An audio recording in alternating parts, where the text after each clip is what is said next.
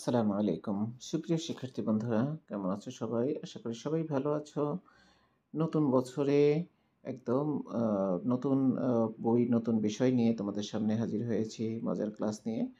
মজার ক্লাসে যারা বিগত দিনে ছিলে, নতুন বছরে তারা থাকবে, আরও মজার ক্লাস সমৃদ্ধ হবে। আর পরিবারের আ সদস্য সংখ্যায় অনেক পরিপুষ্ট হবে সেই প্রত্যাশা রেখে শুরু করছি আজকের বছর শুরুর ৮ম শ্রেণীর ক্লাস। এই ৮ম শ্রেণীতে আজকে আমি যে বিষয়টি তোমাদের সামনে উপস্থাপন করতে যাচ্ছি সেটি হলো বই পরিচিতি। আমরা যে বইগুলো পেয়েছি, পাবো, সেই বইয়ের পরিচিতি। অনেকেই ১টা ২টা করে বই পেয়েছো। কেউ আ একেবারেই বই পাওনি, কিন্তু আমাদের সময় চলে যাচ্ছে। আমি এই ফাঁকে তোমাদেরকে বই সম্পর্কে কিছু কনসেপ্ট দিয়ে রাখতে চাই যে কতগুলো বিষয় আমাদেরকে ৮ম শ্রেণীতে পড়তে হবে এবং কতগুলো বই আমাদের এজন্য নির্ধারিত রয়েছে।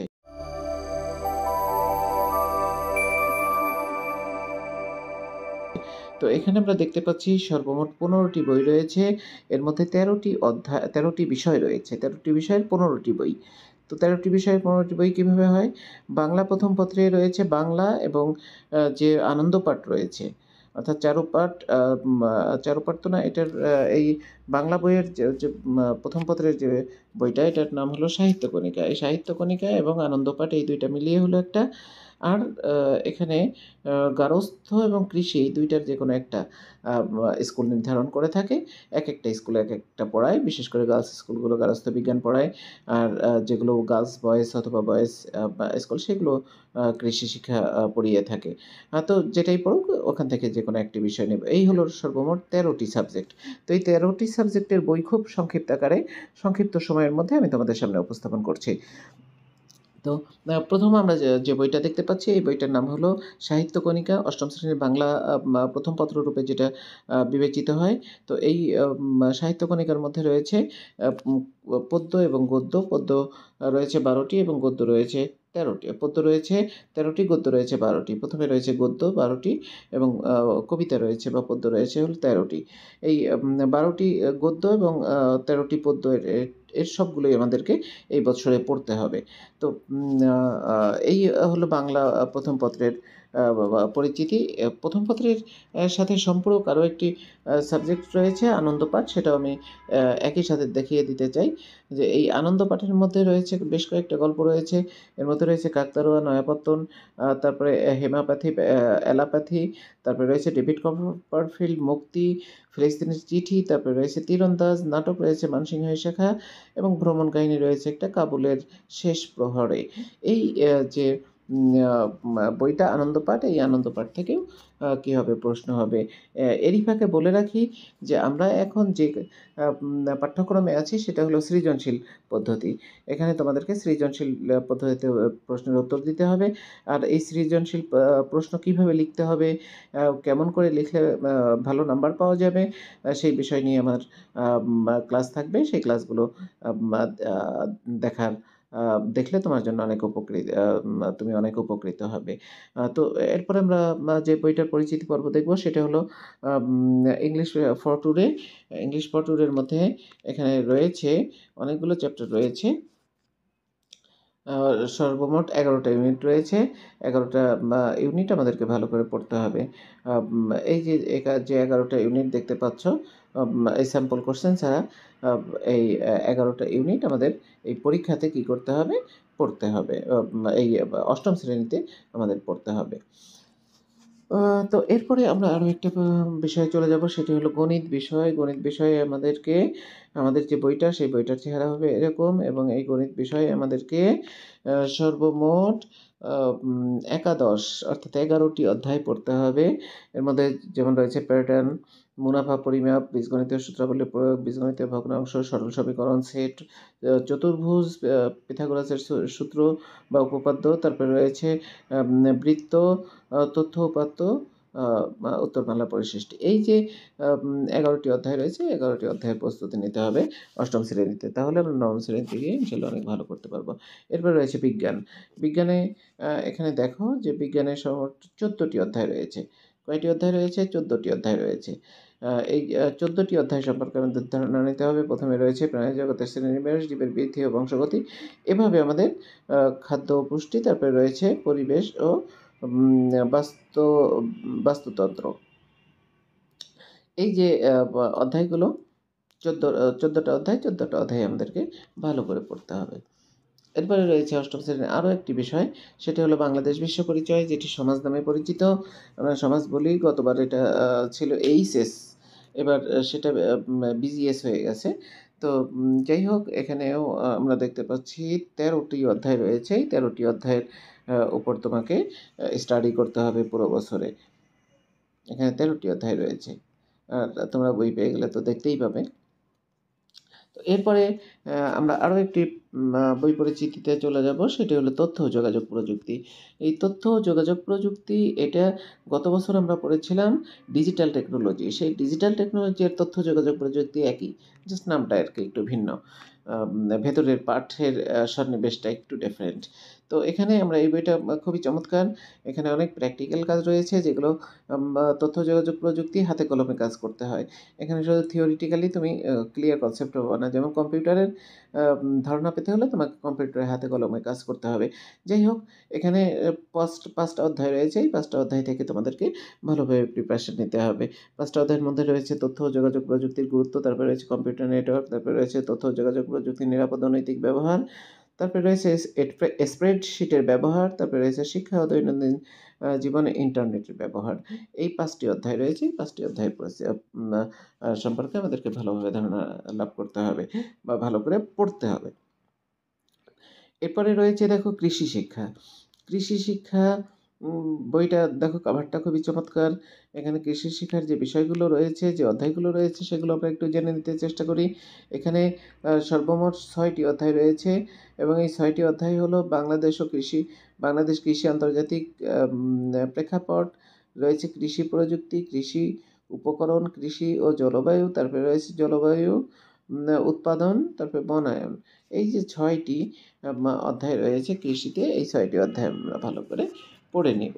এরপরে রয়েছে চারু ও কারুকলা। চারু ও কারুকলা একটা মজার সাবজেক্ট। চারু ও কারুকলা হলো, আমরা গত বছর যে শিল্প সংস্কৃতি বইটা পড়েছিলাম, এই শিল্প সংস্কৃতির মতোই। তো এখানে রয়েছে দেখো বাংলাদেশের প্রাচীন শিল্পকলা ঐতিহ্যের পরিচয়, তারপরে রয়েছে বাংলাদেশের অভ্যুদয়ের চারুশিল্প, শিল্প ও নৃত্যশিল্পীরা। এরপরে রয়েছে বিখ্যাত শিল্পী ও শিল্পকর্ম, তারপরে রয়েছে শিল্পকলা, ছবি আঁকার বিভিন্ন মাধ্যম উপকরণ, রয়েছে বিষয়ভিত্তিক ছবি ও নকশা অঙ্কন, তারপরে রয়েছে বিভিন্ন মাধ্যমের শিল্পকর্ম, রং ও রঙিন ছবি। এই 7টা অধ্যায় রয়েছে। এই 7টা অধ্যায় আমাদেরকে খুব ভালোভাবে প্রস্তুতি নিতে হবে। খুব মজাদার এটা বিষয়গুলো। তো এরপরে দেখো, আমরা আরও একটা বই পরিচিতিতে চলে যাব, সেটি হলো কর্মজীবনমুখী শিক্ষা। কর্মজীবনমুখী শিক্ষা, এই বইটি দেখো, পরিচ্ছদটা অনেক সুন্দর, সুন্দর ডিজাইন করেছে। তো এখানে এই বইগুলো আগেরই বই, কিছুটা রদবদল আসছে আর কি। তো এখানে সূচিতে আমরা দেখতে পাচ্ছি 3টি অধ্যায় রয়েছে। এর মধ্যে প্রথম যে অধ্যায়টা রয়েছে সেটি হলো, প্রথম অধ্যায়টা রয়েছে যে মেধা, কায়িক শ্রম ও আত্ম অনুসন্ধান। তারপরে 2 নম্বর অধ্যায়ে রয়েছে আমাদের কাজ, যেগুলো অন্যেরা করে। তারপরে রয়েছে আমাদের শিক্ষা ও কর্ম। এই যে 3টি অধ্যায় রয়েছে, এই 3টি অধ্যায় আমাদেরকে এই বিষয়ে কী করতে হবে, স্টাডি করতে হবে বা পড়তে হবে। এরপরে আমরা আরও একটি পাঠে চলে যাব, আরও একটি বই পরিচিতিতে চলে যাব, সেটি হলো গার্হস্থ্য বিজ্ঞান। গার্হস্থ্য বিজ্ঞানের বিজ্ঞানটা সাধারণত খুব কম স্কুলেই এটা থাকে।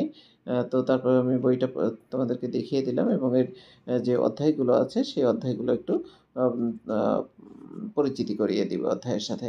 এখানে দেখো যে অধ্যায়গুলো আছে, মোট আ যে 14টা অধ্যায় রয়েছে। এই 14টা অধ্যায় আবার কিন্তু বিভিন্ন ভাগে বিভাজিত। যেমন ক বিভাগে আছে গৃহ সজ্জায়ন, গৃহ ব্যবস্থাপনা, গৃহ সম্পদ, তারপরে খ বিভাগে রয়েছে শিশুর বিকাশ ও ব্যক্তিগত নিরাপত্তা, তারপরে রয়েছে আ খাদ্য ও পুষ্টির ব্যবস্থাপনা, তারপরে রয়েছে গ বিভাগে রয়েছে পোশাক-পরিচ্ছদ ও বস্তুতন্ত্র। তো এই যে অধ্যায়গুলো রয়েছে এগুলো আমি আরো ডিটেইল তোমরা দেখে নিবে। তাহলে গার্হস্থ্য থেকে আমরা বুঝলাম যে এই কয়টা অধ্যায় আমাদের পড়তে হবে। সকল বইগুলোর প্রশ্ন হবে কিন্তু সৃজনশীল। সকল সাবজেক্টের প্রশ্ন হবে সৃজনশীল। সেটা আমাদের ভালো করে মনে রাখতে হবে। আমরা এখন দেখে নেব ইসলাম শিক্ষা। ইসলাম শিক্ষার মধ্যে দেখো আ ইসলাম শিক্ষায় অনেকগুলো অধ্যায় রয়েছে। অনেকগুলো অধ্যায় রয়েছে। অধ্যায় উপ-অধ্যায় বা ছোট অধ্যায় বলা যায়। অর্থাৎ ৫ টি অধ্যায় রয়েছে। এই ৫ টি অধ্যায়ের মধ্যে যে বিষয়গুলো আছে প্রত্যেকটা বিষয়ই আমাদেরকে এই পুরো বছরে পড়তে হবে। এটা হলো ইসলামিয়াতের যে বিষয়গুলো, অন্য ধর্মের যেটা আছে সেটাও ঠিক সেভাবেই পড়তে হবে। তো এরপরে রয়েছে আমাদের শারীরিক শিক্ষা ও স্বাস্থ্য। তো শারীরিক শিক্ষা ও স্বাস্থ্য এটা তো জানা খুবই দরকার আমাদের। কাজেই এটা আমাদেরকে ভালো করে পড়তে হবে। এই যে বইটা দেখতে পাচ্ছ, এই বইটা হলো শারীরিক শিক্ষা ও স্বাস্থ্য রিলেটেড বই। আ এটি খুব চমৎকার প্রচ্ছদে আ আঁকা হয়েছে। তো এখানে দেখো, এখানে রয়েছে সূচিপত্রে। সূচিপত্রে রয়েছে ১ম শরীরচর্চা ও সুস্থ জীবন, ২য় অধ্যায়ে রয়েছে স্কাউটিং, গার্ল গাইডিং ও বাংলাদেশ রেড ক্রিসেন্ট সোসাইটি। এরপর ৩য় অধ্যায়ে রয়েছে আমাদের জীবনের প্রজনন, স্বাস্থ্য। তারপরে ৪র্থ অধ্যায়ে রয়েছে জীবনের জন্য খেলাধুলা। এইভাবে মোট ৫ টি ৪ টি অধ্যায় রয়েছে। ৪ টি অধ্যায় আমাদের পুরো বছরে শেষ করতে হবে। এরপরে দেখো রয়েছে হলো যে English grammar and composition. English grammar and composition এ এখানে দেখা রয়েছে কয়টি গ্রামার পার্টের রয়েছে কিছু আর রয়েছে হলো রাইটিং পার্ট। যেটা হলো যেটাকে বলা হয় কম্পোজিশন। তো গ্রামার পার্টে যেগুলো রয়েছে পার্টস অফ স্পিচ, তারপরে মডালস, আর্টিকেল, তারপরে রয়েছে লিঙ্কিং ওয়ার্ড অ্যান্ড ফ্রেজ, তারপরে রয়েছে ডিগ্রি, অ্যাডজেক্টিভ, টেন্স, ইনফিনিটিভ, তারপরে সেন্টেন্স ভয়েস, এটসেট্রা, এটসেট্রা সর্বশেষে করলে মোট ১১ টি রয়েছে হলো গ্রামার, ১১ টি ইউনিট রয়েছে গ্রামারের এবং বাকি যে ইউনিটগুলো রয়েছে সেগুলো রাইটিং টেক্সটের। আ এটা চলে গেল আমাদের হলো ইংরেজি গ্রামার অ্যান্ড কম্পোজিশন। তো এরই সাথে আমরা ১৫ টি বইয়ের পরিচিতি তোমাদের সাথে ঘটিয়েছি এবং ১৫ টি বই সম্পর্কেই তোমরা জেনেছ এবং বইগুলোর ছবি দেখেছ। তাই না? যে বইয়ের ছবিগুলো কেমন? কাজেই আশা করি এটা তোমাদের জন্য অনেকটাই হলো, পরিচিত হলো এবং কি বিষয় তোমাকে পড়তে হবে সেটা সম্পর্কেও তুমি জানলে। তো আশা করি এই ক্লাসটি তোমার জন্য আ কিঞ্চিৎ হলেও কাজে লাগবে। আর খুব শীঘ্রই আসছে তোমাদের সিলেবাস নিয়ে। আশা করি সেই ক্লাসটি দেখবে কারণ সেই ক্লাসটি তোমাদের জন্য অনেক, অনেক বেশি প্রয়োজন। তো আজকের মতো সবাই ভালো থাকো। আজকের মতো বিদায় নিচ্ছি। আল্লাহ হাফেজ। আসসালামু আলাইকুম।